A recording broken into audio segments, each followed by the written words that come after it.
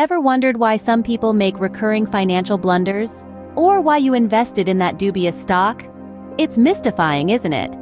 Well, sometimes it's not as complex as it may seem. The answers often lie not in comprehensive financial data or elaborate market reports. Instead, they are hidden in the crevices of our own psyche. The pattern of our decisions, the nature of our choices, and even the extent of our risks, all of these unveil the intricate domain of behavioral finance. The answer to these queries takes root not in numbers or reports, but deep within our minds, in the fascinating realm of behavioral finance. Consider the intriguing example of Mr. Smith, a seasoned investor boasting a varied portfolio. He's a financial veteran, well-versed in the ups and downs of the market. Yet, there was this one instance where he clung to an underperforming stock, baffling even the most seasoned market watchers. Despite numerous advice and indications to the contrary, he wouldn't budge.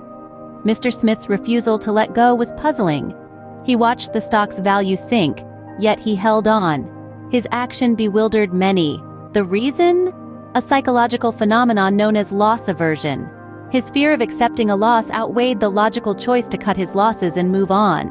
Here's the tale of Miss Johnson, a young businesswoman who ventured into day trading. She held firm belief in her abilities to outperform market standards.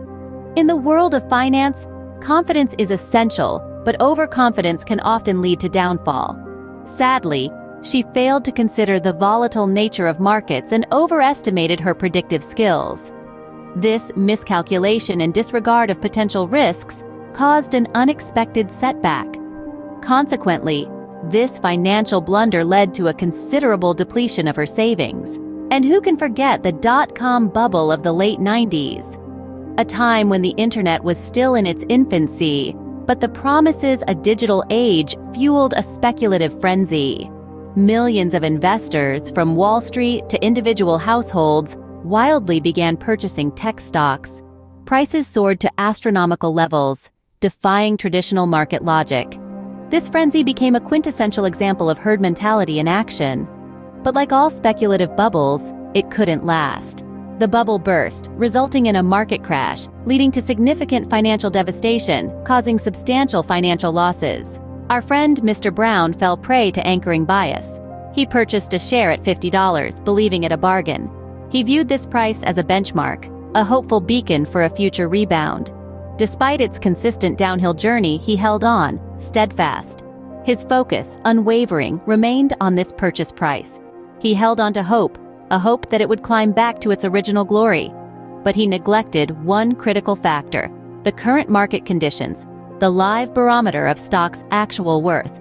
He clung to his initial purchase price as a reference point, hoping it would bounce back rather than considering the stock's current market conditions. Lastly, consider the case of Mrs. Green. She was a woman with a penchant for monetary affairs, a voracious consumer of financial news that perpetually validated her preconceived notions about her portfolio.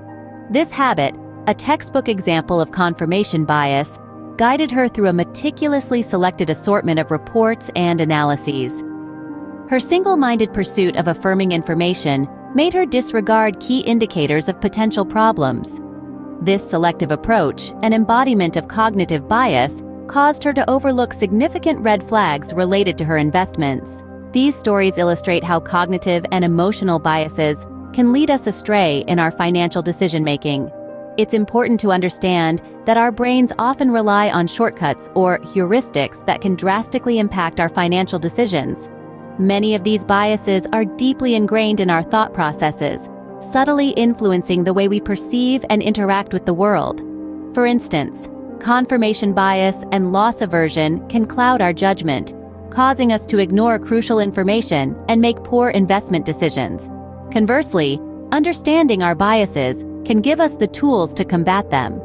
By recognizing these biases, we can challenge our preconceived notions and assumptions, forcing ourselves to consider all available information before making a decision. This not only leads to better financial decisions, but also to a deeper understanding of our own thought processes. Recognizing these biases can help us avoid such pitfalls, leading to more rational and informed choices. In summary, behavioral finance teaches us that we are not always the rational, profit-maximizing individuals that traditional economic theory assumes. This branch of finance studies the psychological influences on investor behavior.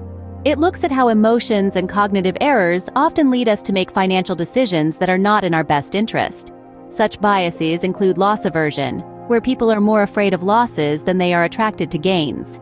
There's also overconfidence, where investors overestimate their knowledge and abilities, making them take unnecessary risks.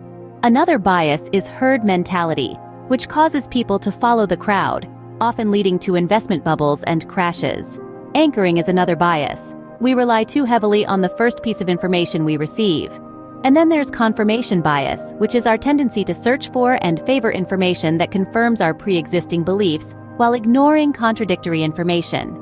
By acknowledging these biases and striving to mitigate their impact, we can aim to make better financial decisions, whether we are individual investors or financial professionals advising clients. Remember, the key to successful investing isn't just about understanding markets, it's also about understanding ourselves. It's not just the numbers, but how we react to them that matters. Our emotions and cognitive biases can cloud our judgment and lead us astray from our objectives. By keeping our emotions under control and steering clear of mental traps, we're better equipped to navigate the financial landscape.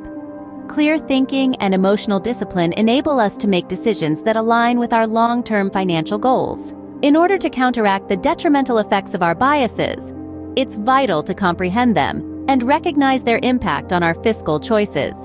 This knowledge helps us grasp our emotional and cognitive blind spots, equipping us to minimize their repercussions. To do this, we can consult with finance experts, diversify our wealth distribution, or take time to pause and ponder on our choices prior to finalizing them.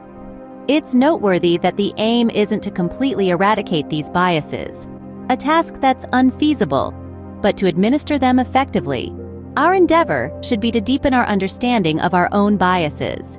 Being aware of these biases allows us to make sound, educated financial decisions that are in harmony with our long-term objectives. Remember, the goal is not to eliminate these biases, an impossible task, but to manage them effectively. The more we understand our own biases, the better equipped we are to make rational, informed financial decisions that align with our long-term goals.